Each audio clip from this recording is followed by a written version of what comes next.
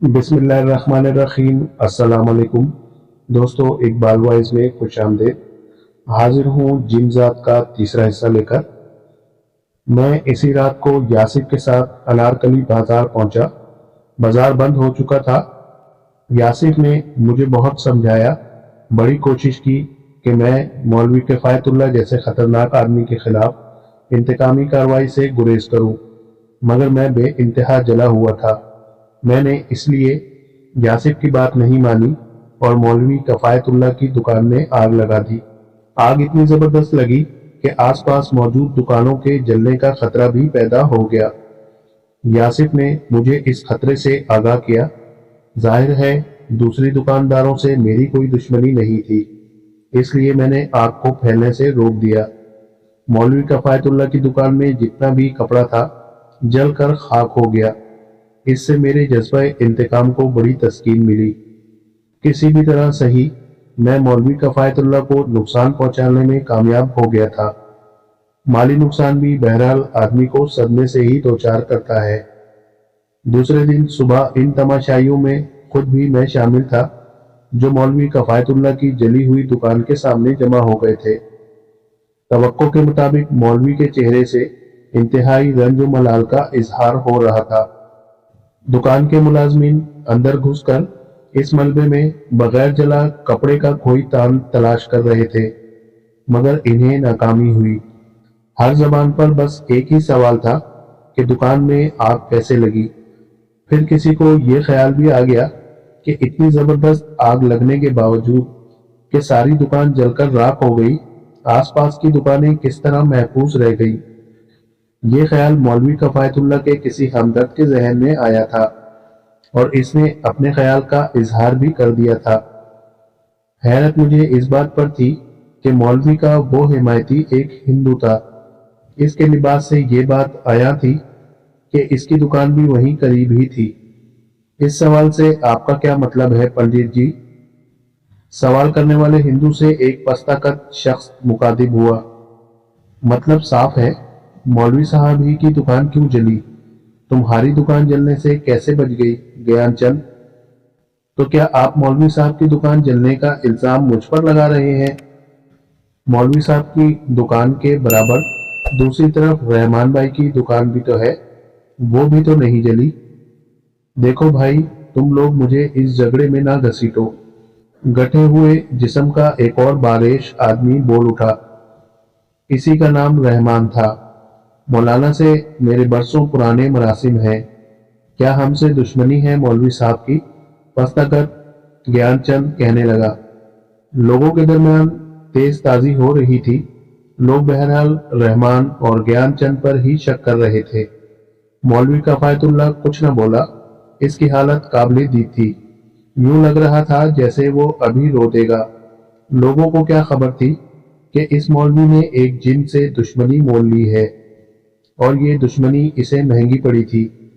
پھر میں وہاں زیادہ دیر نہیں رکا اور چلا آیا۔ میں نے یہ بات یاسر کو نہیں بتائی تھی کہ کسی نوجوان آدم زادے سے نرگس کا رشتہ طے ہونے والا ہے۔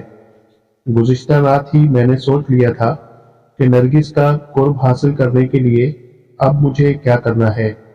یہ ایک خطرناک قدم تھا، مگر نرگس تک پہنچنے کا اب اس کے سوا کوئی دوسرا راستہ بھی نہیں تھا۔ میں ہر قیمت پر نرگس کو حاصل کرنا چاہتا تھا۔ جنات کی مختلف صفات میں سے ایک صفات یہ بھی ہے کہ وہ حسب منشا فرشتوں کی طرح ہر صورت میں ظاہر ہو سکتے ہیں۔ اس کے علاوہ کسی بھی انسان یا حیوان کے قالب میں داخل ہونا بھی جنات کے لیے مشکل نہیں، یعنی جنات کسی بھی انسان یا حیوان کا روپ دھار سکتے ہیں۔ ایک جن ذات ہونے کے باوجود کبھی خود میں نے اس کا تجربہ نہیں کیا تھا۔ اس کی وجہ یہ تھی کہ میں نے اپنے بزرگوں سے جو باتیں سنی تھی، ان کی روشنی میں ایسا کرنا کبھی کبھی انتہائی خطرناک ثابت ہوتا ہے۔ اس زمن میں سب سے خطرناک بات یہ تھی کہ نادیدہ ہونے پر اگر جن کسی قالب یعنی جسم میں ہو تو اسے قتل کیا جا سکتا ہے، خواہ وہ قالب انسانی ہو یا حیوانی۔ بزرگ جنات اس لیے یہ تاکید کرتے رہتے ہیں کہ جنات کو کسی انسان یا حیوان کے جسم میں داخل ہونے سے گریز کرنا چاہیے۔ اس میں ایک خطرہ یہ بھی ہے کہ کسی جسم میں داخل ہونے کے بعد جنات پر اس جسم کی صفات غالب آ جاتی ہیں، پھر جب تک جن اس جسم کے اندر رہتا ہے اس کی اپنی صفات اور قوتیں تقریباً سلب ہو جاتی ہیں۔ جناتی صفات اسے اس وقت واپس ملتی ہیں جب وہ انسانی یا حیوانی جسم سے باہر آ جاتا ہے۔ میں نے سوچا تھا کہ اگر میں نرگس کے محبوب اقبال کے جسم میں داخل ہو جاؤں تو اس کا قرب حاصل کرنا میرے لیے مشکل نہیں رہے گا۔ نرگس کے حصول کی خاطر میں یہ خطرہ مول لینے پر تیار ہو گیا تھا۔ نرگس آج ہی رات اقبال سے ملنے والی تھی۔ اقبال سے ملتے ہوئے یہ بات اس کے وہم و گمان میں بھی نہ آتی کہ وہ اپنے محبوب سے نہیں کسی غیر انسانی وجود سے مل رہی ہے۔ نرگس کے رویے سے میں نے یہ اندازہ بھی لگا لیا تھا کہ وہ اقبال سے محبت کرتی ہے۔ میں نے یہ فیصلہ کر لیا تھا کہ بحیثیت اقبال نرگس سے پہلی ہی ملاقات میں اس کا قرب حاصل کر لوں گا۔ اقبال کا جسم اپنانے سے پہلے میں نے اسی روز اس کے بارے میں تمام ضروری معلومات حاصل کر لی۔ اقبال خوبصورت، وجیح اور پرکشش نوجوان تھا۔ صرف نازک کے لیے اس میں بلا کی کشش تھی۔ وہ تعلیم یافتہ بھی تھا۔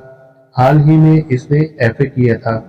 اس کا باپ اسے مزید پڑھانے کے بجائے کہیں نوکر کرانا چاہتا تھا۔ تمام تر خوبیوں کے باوجود اقبال میں میرے حساب سے ایک بڑی خرابی اس کا مضبوط کردار تھا۔ اس کے دامن پر اب تک کوئی داغ نہیں تھا۔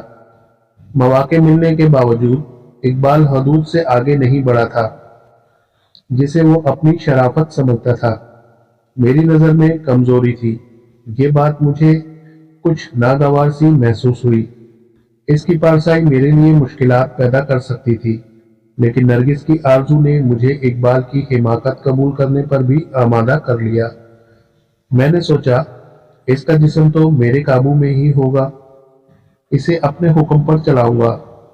جس لڑکی کو میں نے نرگس سے بات کرتے دیکھا تھا وہ اقبال کی چھوٹی بہن شہناز تھی۔ وہ بس معمولی سی شکل و صورت کی لڑکی تھی، ایسی ہرگز نہیں کہ اس کے حصول کی خواہش پیدا ہو۔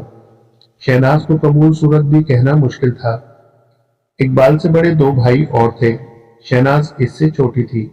اس روز اقبال کے متعلق تمام معلومات حاصل کرنے کے بعد میں اس کے جسم میں داخل ہو گیا۔ یہ تجربہ میرے لیے نیا ہونے کے باوجود بے حد سنسنی خیز تھا۔ ابتدا میں کچھ دیر مجھے گھٹن کا سا احساس ہوا، جیسے کہیں قید کر دیا گیا ہوں۔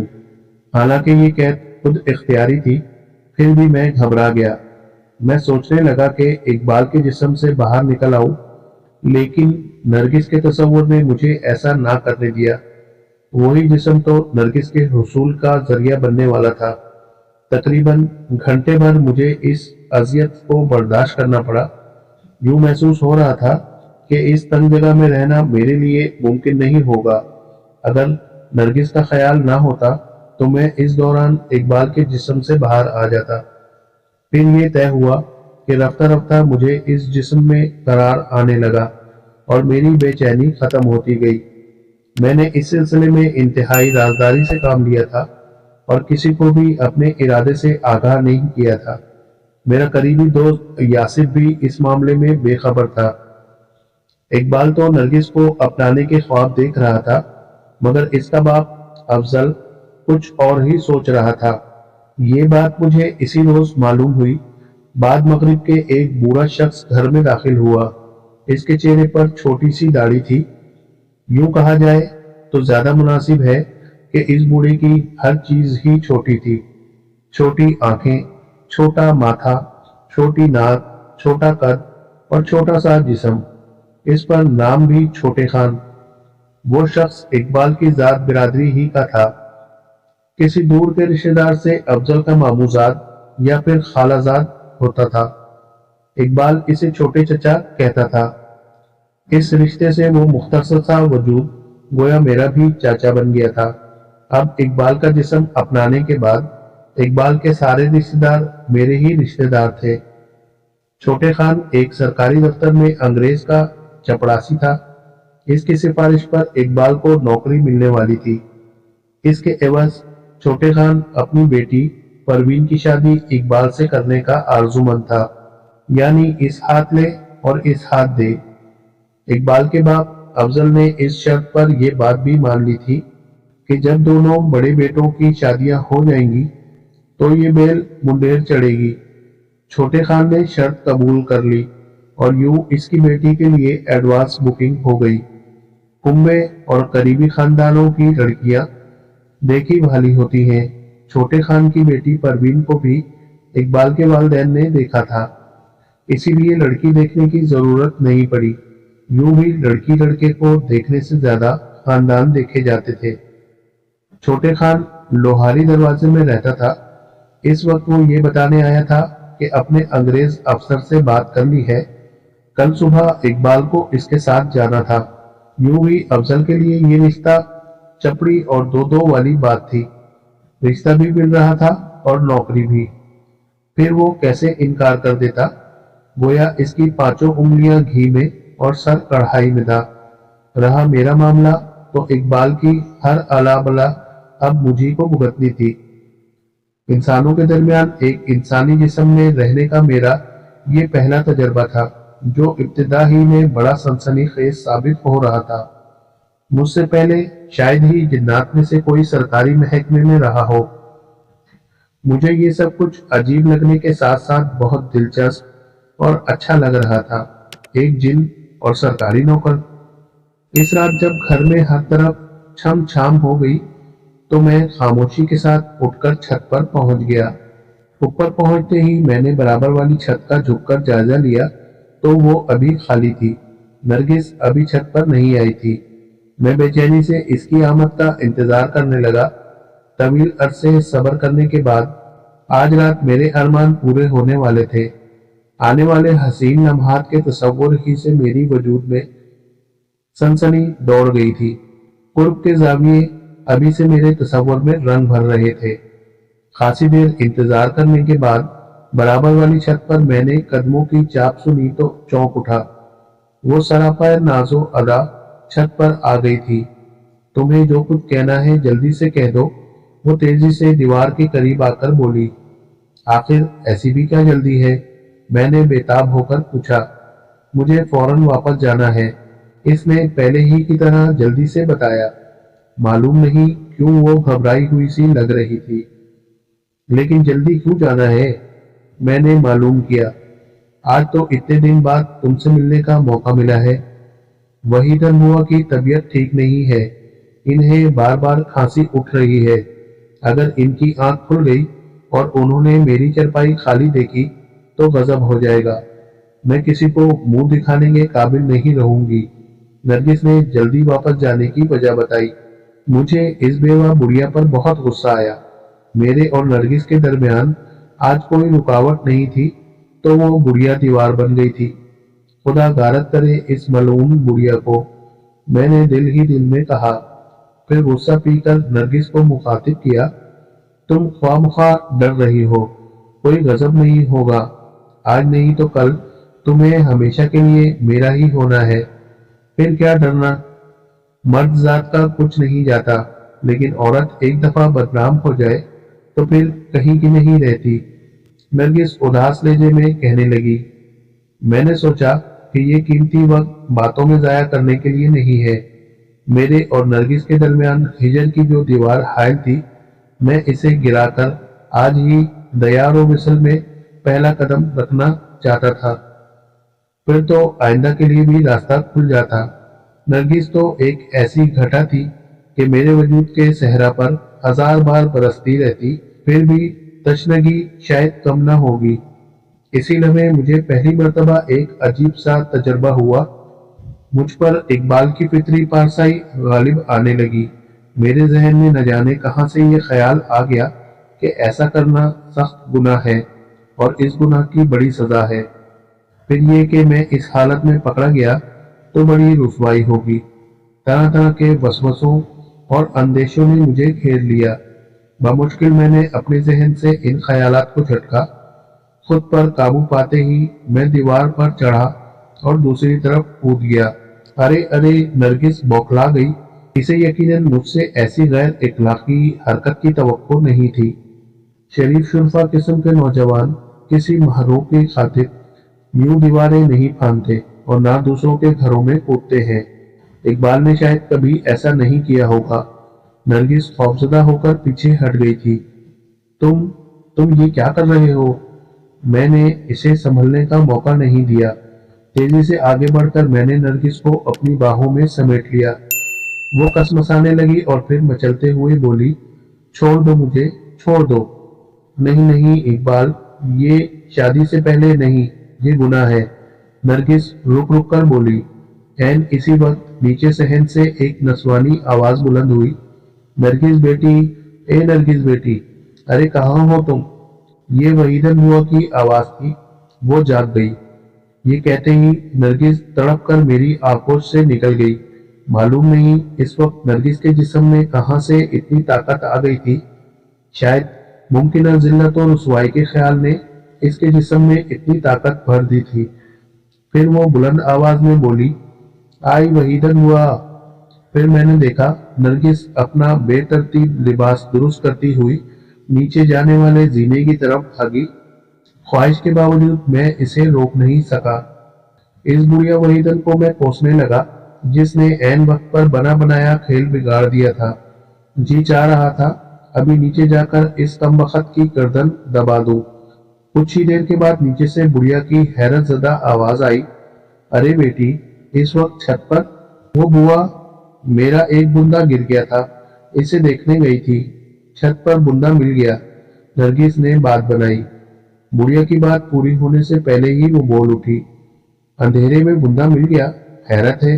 बुढ़िया बुड़बुड़ाई, फिर कहने लगी, मगर तुम तो सो गई थी बेटी। सोई नहीं थी, बस यूं ही आंखें बंद करके पड़ी थी। बार बार मुझे बुंदे का ख्याल आ रहा था कि अम्मी ने पूछ लिया तो क्या जवाब दूंगी। फिर ख्याल आया कि शाम को मैं छत पर गई थी, वहीं बुंदा गिर गया होगा। नरगिस की आवाज दूर होती गई। फिर मालूम नहीं इसने बुढ़िया को कैसे मुतमईन किया। छत पर मेरा खड़ा रहना अब फजूल था, इसलिए दोबारा दीवार फलांग कर बराबर वाली छत पर आ गया और फिर नीचे घर में पहुंच गया। इस रात मुझे देर तक नींद नहीं आई क्योंकि मेरे जज्बात भड़क उठे थे। मेरी हालत किसी ऐसे शख्स की सी थी जो इंतहाई प्यासा हो और ठंडा मीठा पानी इसके सामने लाकर हटा दिया गया हो। मैंने खुद को दिलासा दिया कि आज रात नहीं तो फिर किसी रात मुझे अपनी तशना आरजुओं की तकमील का मौका मिल ही जाएगा। नरगिस मुझसे दूर ही कितनी थी, मैंने इस तक पहुंचने की राह हमवार कर ली थी। इसके अलावा पेशकदमी के आइंदा मजीद आगे बढ़ने के इम्कानात पैदा कर दिए थे। जहां तक मैंने पेशकदमी की थी वहां से मेरी मंजिल बस एक ही कदम तो आगे थी। मुझे यकीन था कि नरगिस से अगली मुलाकात में ये फासला अबूर करते हुए मुझे कोई दुश्वारी पेश नहीं आएगी। मुझे ये सोचकर भी अजीब सी मुसरत का एहसास हो रहा था कि नरगिस असल सूरत हाल से कतई ला इल्म थी।